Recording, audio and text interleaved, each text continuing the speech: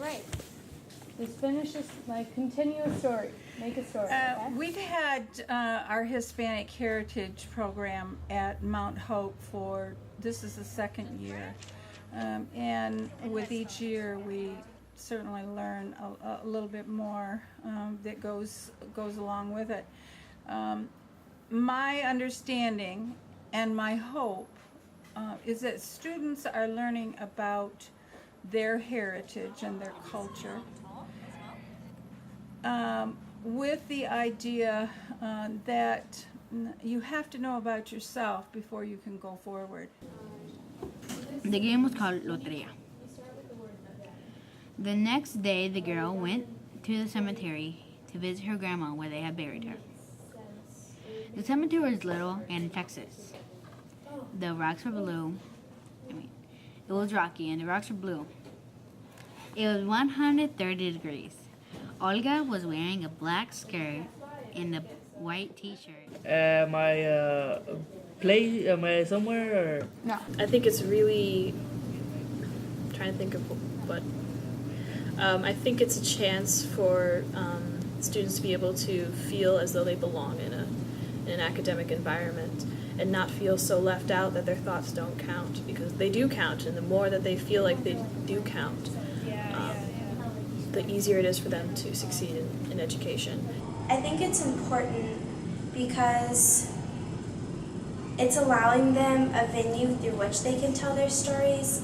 I think in classrooms a lot of times they're given really rigid prompts for their writing assignments. So with this program we are really able to listen to their interests, and from then we were able to work with the students and create a writing prompt that they wanted to write about. What I like is the fact that we get to work, with elementary students, and we get to help them be creative. Everyone has a story and to tell, right? So these kids have a bunch of stories, a whole bunch of nice stories, a whole bunch of sad stories, a whole bunch of inappropriate stories, a whole bunch of everything there. Like, so it's just hard to grasp a story that really means something to them or something that reminds them of a certain situation. It's just certain stories that we're actually able to connect with the students.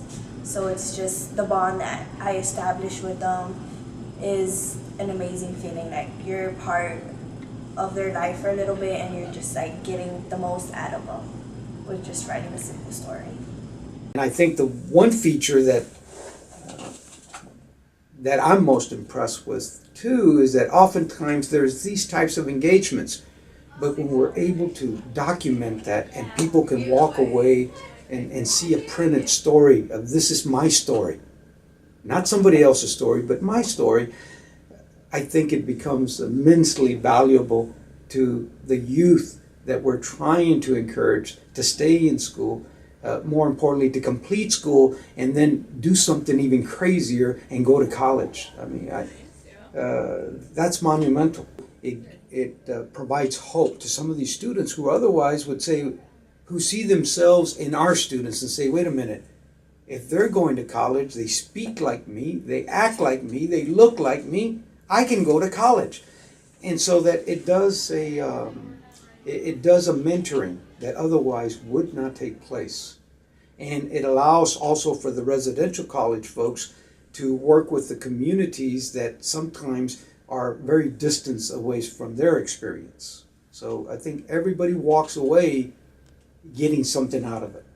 So it allows both groups to really grow immensely and learn about each other and their cultures and their backgrounds.